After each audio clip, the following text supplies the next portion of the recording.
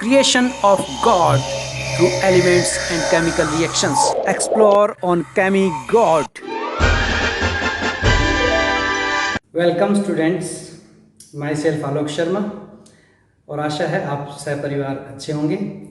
आज का टॉपिक शुरू करते हैं। This is class 11th subject chemistry and today we are going to study unit second atomic structure.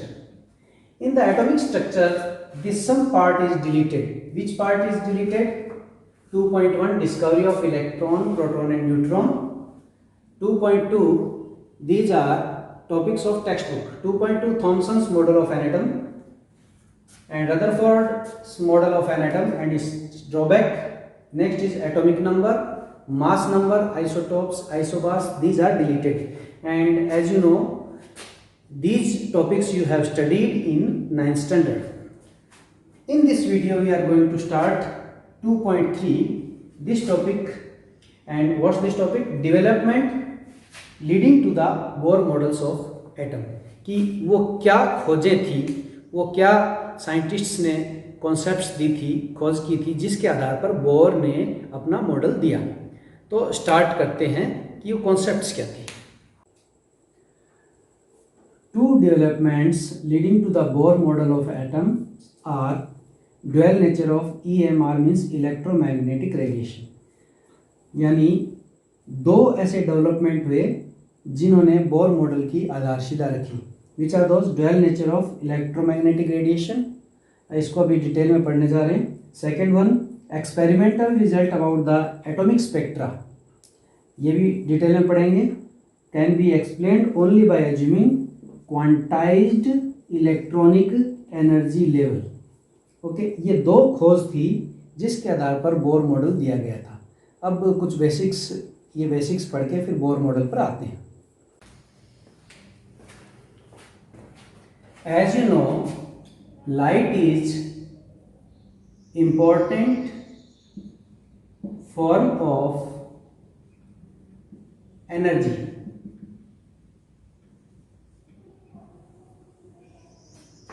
First, it was Newton which gave corpuscular theory about the light.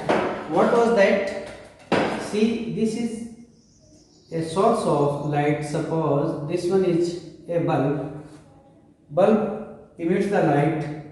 Newton told that light is emitted in the form of particles, and these particles were named as corpuscle. Okay, means light was considered as stream of particle. Particles की बौछार हो रही है, ऐसा Newton ने बताया था। But there is problem. This Newton's corpuscular theory successfully explained two phenomena. Number one, reflection, and number two, refraction.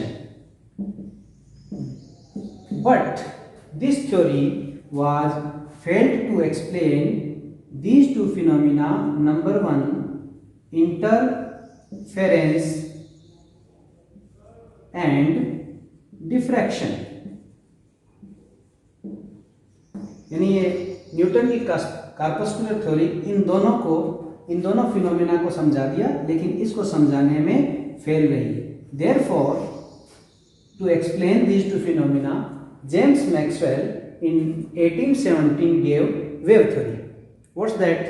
That you have studied in lower classes that light travels in the form of wave, and this is the line of propagation. But Maxwell told that there are two components of light.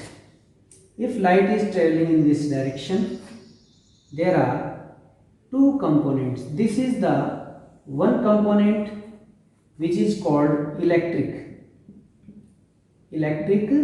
component, and this is the line of propagation. Light इस दिशा में जा रही है।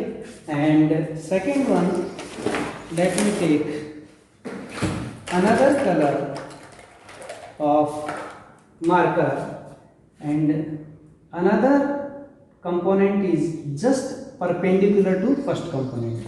These two components are perpendicular to each other, यानी इन दोनों के बीच में 90 degree का एंगल है, and these are also perpendicular to the line of propagation. तो इसको हम बनाते हैं, ये सेकेंड कंपोनेंट है, तो ये कंपोनेंट हम माने कि इस डायरेक्शन में है, यानी हॉरिजॉन्टल डायरेक्शन में है, ठीक है। और ये सेकंड वाला ये वाला कंपोनेंट है, इलेक्ट्रिक कंपोनेंट, ये क्या है, वर्टिकली पोजीशन है, and second one is magnetic component. Okay, this theory was given by James Maxwell. See, to understand these two components, I show you one demo. Now I think you can see this. If light is propagating in this direction, okay, and you can see easily there are two components.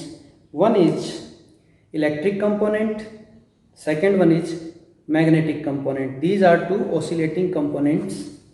These two components, now see, the angle between these two paper is 90 degree. So these two components are perpendicular to each other and also to the line of propagation. I think it is clear to you. Electromagnetic radiations or electromagnetic waves are characterized by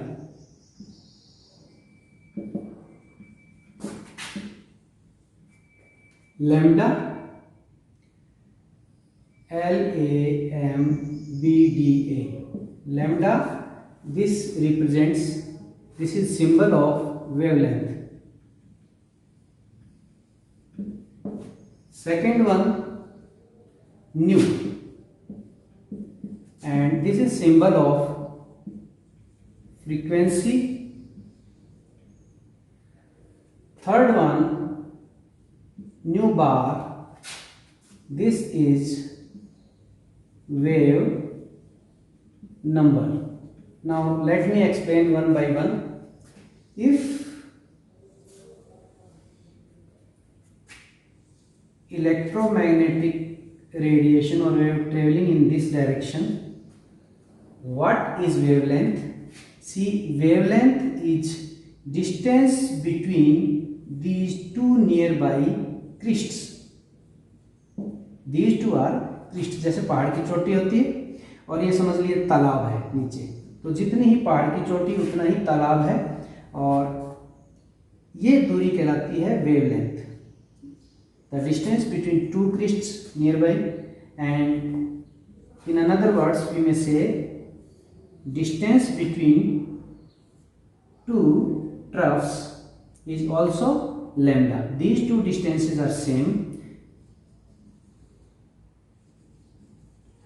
Distance between two troughs, मतलब अगर यहाँ से लेके मैं travel कर रहा हूँ, देखिए यहाँ से लेके ये पूरा इलाका है, ये इतनी वेव का हिस्सा एक वेव है. Okay, now what's the frequency? If I put one point here, how many waves are passing through particular point in 1 second is called frequency. Means frequency is number of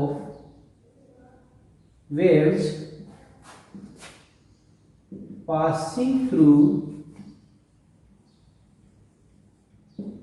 a point in 1 second is called frequency. What's the relation between wavelength and frequency? Say, these are inversely proportional to each other. Wavelength is inversely proportional to frequency, and to remove this proportionality sign we use C, upon nu. What c here?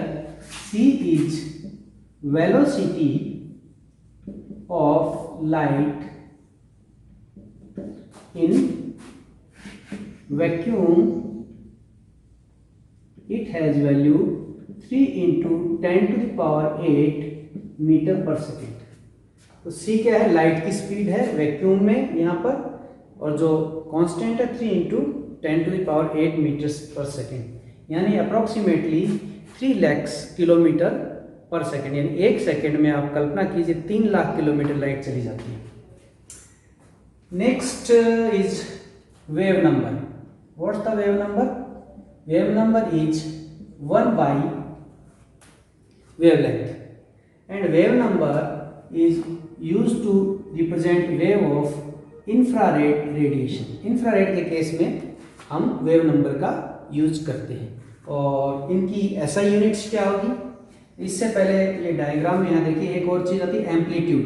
Amplitude is the distance of crest and line of propagation. Distance between crest and line of propagation, or distance between line of propagation and trough. These two distances are same and is called amplitude. AMPLITUDE, amplitude. Now I am going to explain units of SI units of these terms. So starting with wavelength, the SI unit of wavelength is meter. And what's the SI unit of frequency? That is hertz. Okay, HERTZ, hertz. And it's also per second, and somewhere you can see the unit is cycle per second. Okay. Next, unit of wave number. What's the unit of wave number? 1 upon lambda means if lambda is represented in meter, so nu bar wave number is represented as per meter in SI unit. Wave number. Okay. Now, in different spectroscopy means to represent wavelength of different kind of wave, we use different units. For example, if we see the wavelength of ultraviolet radiation or visible, generally we use angstrom unit or nanometer unit.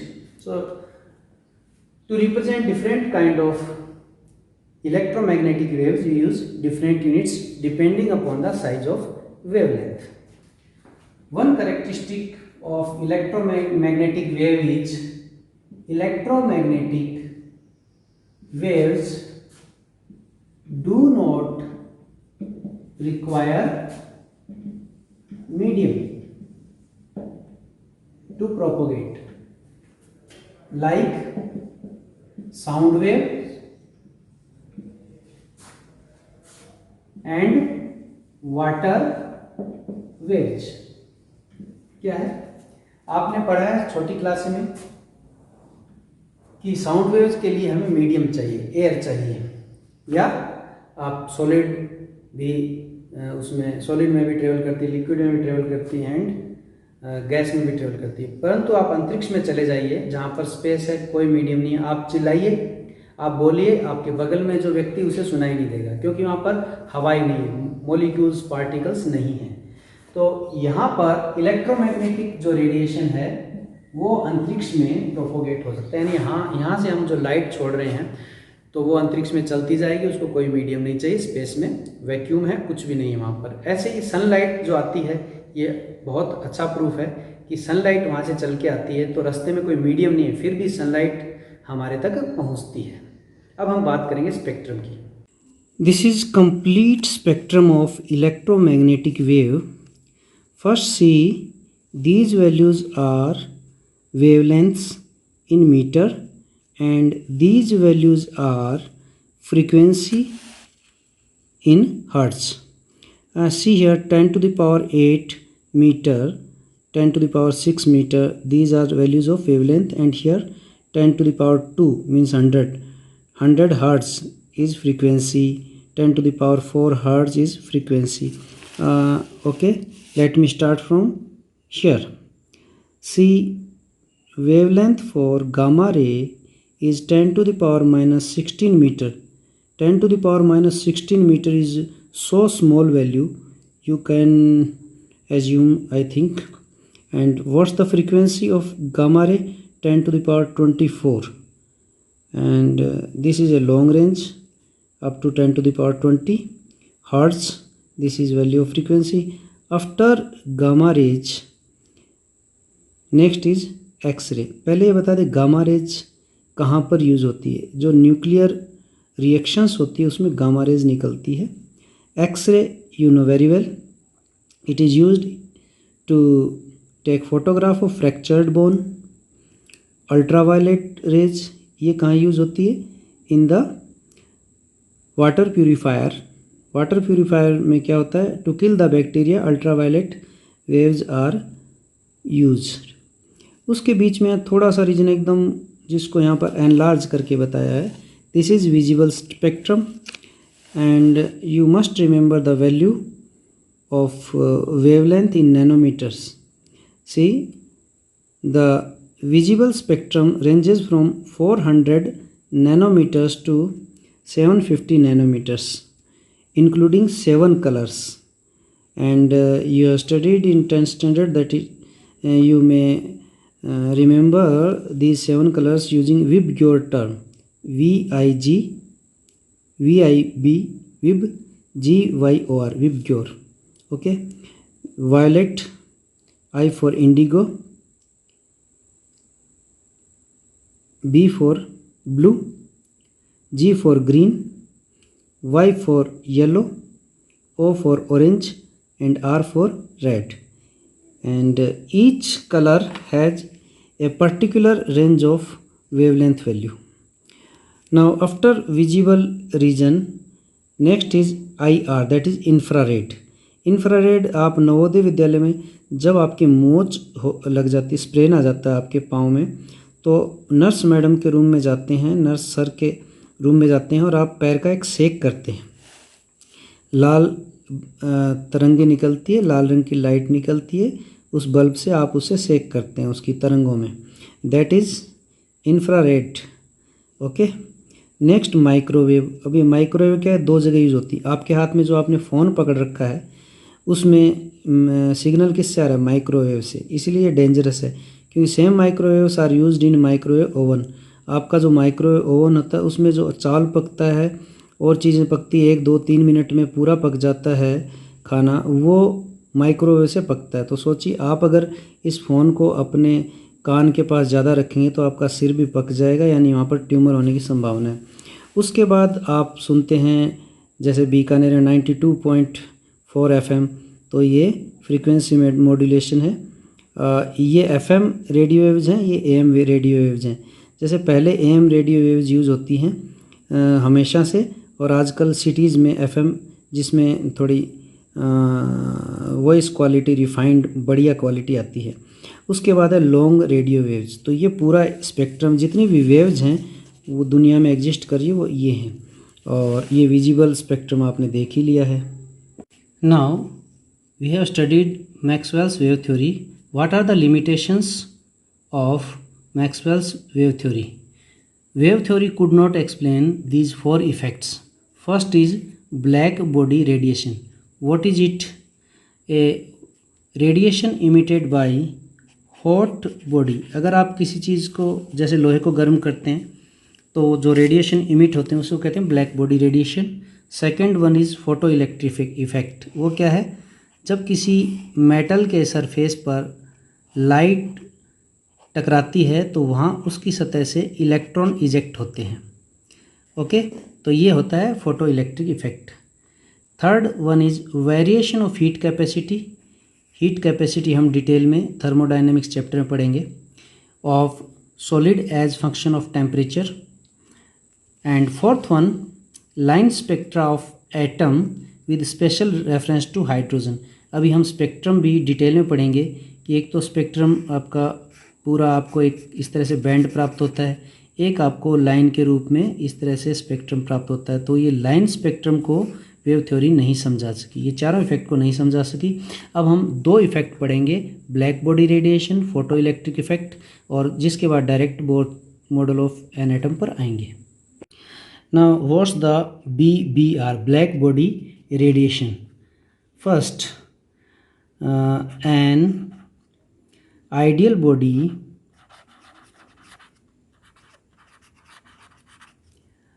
which is a perfect emitter or perfect absorber of radiations is called black body। यानी जो radiations को emit करे या radiations को absorb करे उसे हम कहते हैं black body. Okay, and the radiations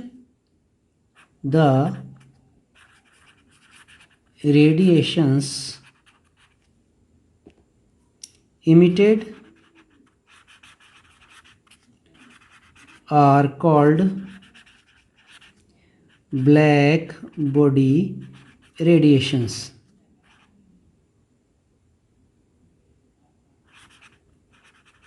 Okay, now see, if you heat an object like iron, अगर आप एक लोहे को हीट करते हैं तो लोहा कैसा हो जाएगा, रेड कलर का हो जाएगा। और इसको आपने क्या किया, हीट किया, मतलब डेल्टा माने हीट करना, किसी भी ऑब्जेक्ट को आपने हीट किया तो ये ऑब्जेक्ट था और वो कैसा हो गया, रेड। और फिर आपने फर्दर उसको हीट किया तो ऑब्जेक्ट क्या हो जाएगा, आयरन ऑब्जेक्ट येलो कलर का हो जाएगा। और उसके बाद फर्दर आपने उसे हीट किया तो इस बार वो कैसा हो गया, जस्ट वाइट हो गया। देखिए यहाँ मैंने कुछ नहीं लिखा, वाइट कलर का हो गया। और उसके बाद फर्दर आपने हीट किया, इस बार क्या है, it is very high temperature, बहुत ज़्यादा टेम्परेचर है। तो उस समय ये आयरन ऑब्जेक्ट कैसा हो जाता है, पर्पल, कैसा हो जाता है, पर्पल हो गया। तो ये सारे कलर्स से मैंने इसको रिप्रेजेंट किया है। अब यहाँ से क्या स्पष्ट होता है, देखिए अलग अलग कलर की वेवलेंथ अलग अलग होती है। यहाँ पर रेड की अलग है, येलो की अलग है, वाइट की अलग है। ये तो इससे क्या प्रूव होता है कि as we increase the temperature को इंक्रीज करेंगे तो वेवलेंथ का क्या होगा, इंक्रीज होगी कि डिक्रीज होगी। तो ये आपने अभी देखा था कि यहाँ पर देखिए कि वेवलेंथ किसकी कम और ज़्यादा, देखिए रेड वाली वेवलेंथ ज़्यादा है। तो हमने यहाँ पर क्या दे रखा है, ये देखिए रेड, तो यहाँ पर वेवलेंथ कितनी है, मोर लिख देते हैं, या हाई वेवलेंथ मोर है। और वायलेट जो रीजन है, यहाँ पर देखिए वेवलेंथ कितनी, 400, यहाँ पर 750 और यहाँ पर 400 यानी लेस है। तो इसमें विजिबल में ये वेवलेंथ कितनी है, लिस्ट वैल्यू। तो यहाँ से हाई वैल्यू से लोअर वैल्यू है वेवलेंथ की, यानी वेवलेंथ क्या हो रही, डिक्रीज हो रही। तो with increasing temperature wavelength value decreases. तो ये आपने फैक्ट यहाँ पर देखा। अब इसकी तुलना हमें ग्राफ के द्वारा भी कर सकते हैं। दो फैक्टर्स ले लेते हैं। Number 1 is intensity of light, what is it,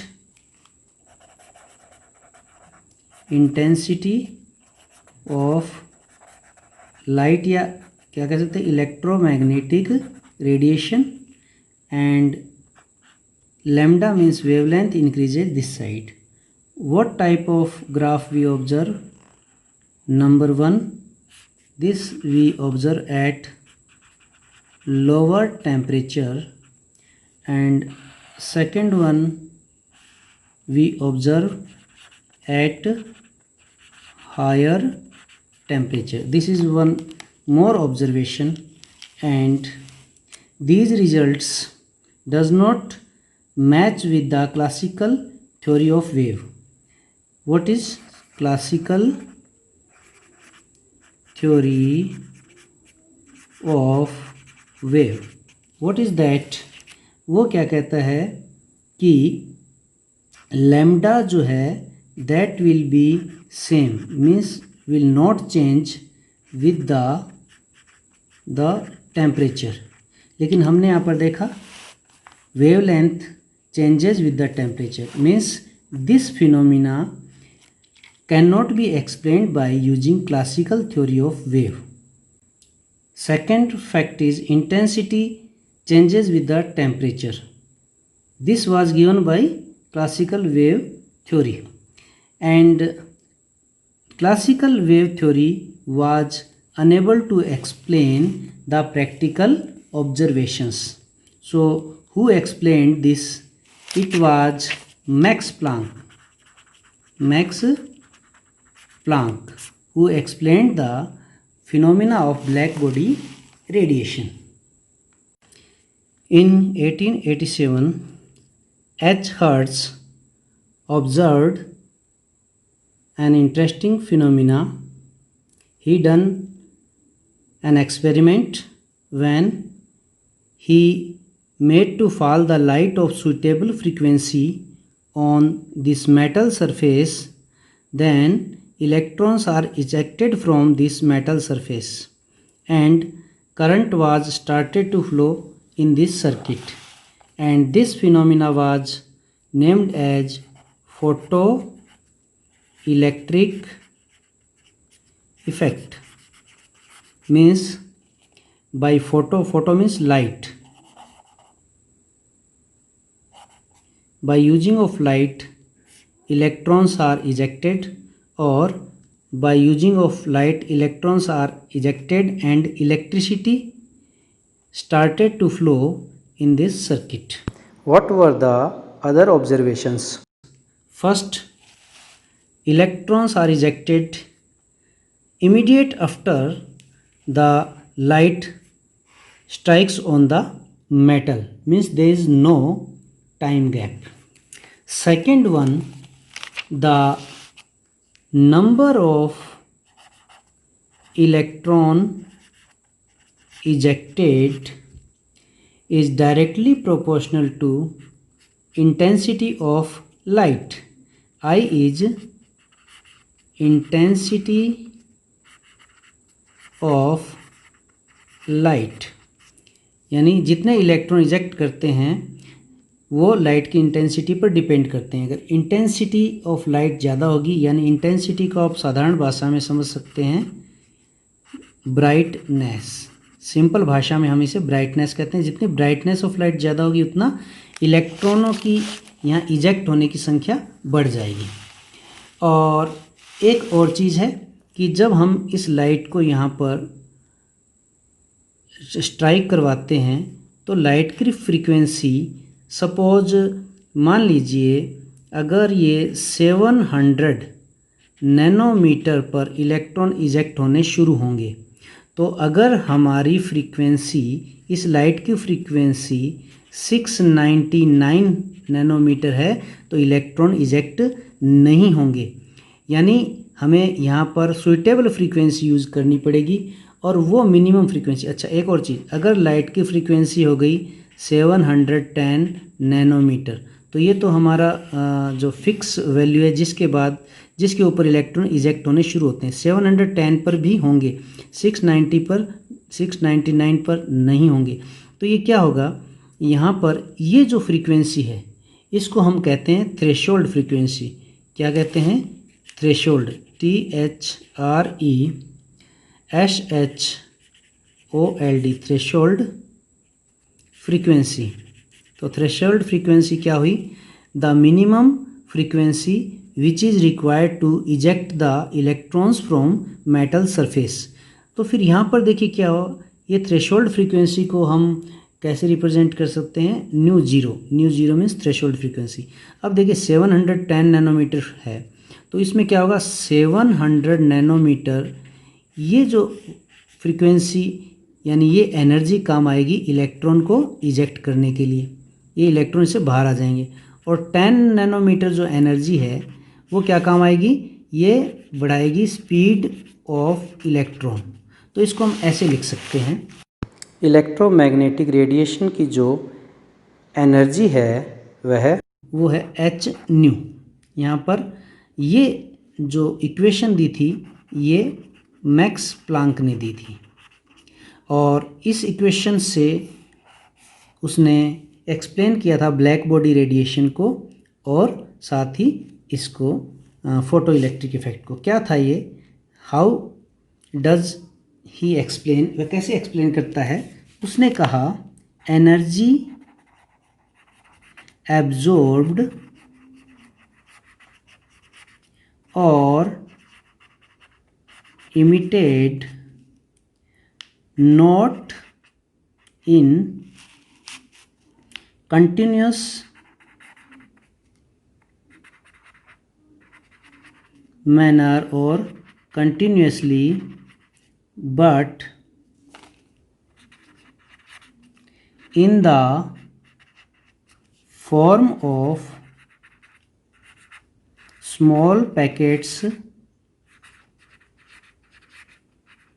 of energy, and these small packets of energy are called QUANT quanta और क्वांटम, है ना। And in case of visible light the quanta is called photon. क्योंकि देखिए photo माने, photo किससे आती, light से आती, लाइट नहीं, अंधेरे में फोटो नहीं आएगी तो फोटोन। सिर्फ विजिबल लाइट होगी तो क्वांटा को हम फोटोन कहेंगे, वरना कोई भी इंफ्रारेड रेडिएशन हो, अल्ट्रावायलेट हो, माइक्रोवेव हो तो उसके केस में हम क्वांटा ही कहेंगे। And energy of one quantum is given by E equals to h nu. एक अगर जैसे लाइट जा रही है, अगर हम माने कि ये छोटे छोटे पैकेट हैं कि ये एक लाइट का पार्टिकल है, ये लाइट का दूसरा पार्टिकल, इतना हिस्सा यहाँ से लेके यहाँ तक ये एक पार्टिकल है, तो इस एक पार्टिकल की एनर्जी कितनी होगी, एच न्यू। जहाँ पर एच क्या है, H is Planck's constant and which value is 6.626 into 10⁻⁻34 joule second. ये आपको रट लेनी चाहिए, बहुत जगह आपको काम आएगी। New is frequency of incident light.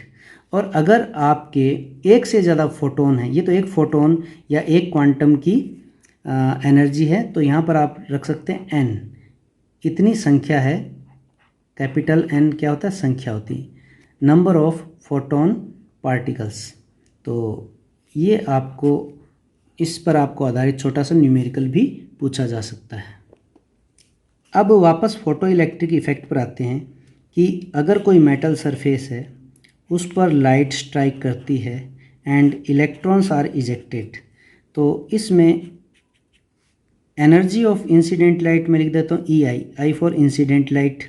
तो energy of incident light equals to W plus kinetic energy. यानी जैसे मैंने आपको कहा कि अगर इस इंसिडेंट लाइट की एनर्जी है 710 nanometre, this is frequency of incident light.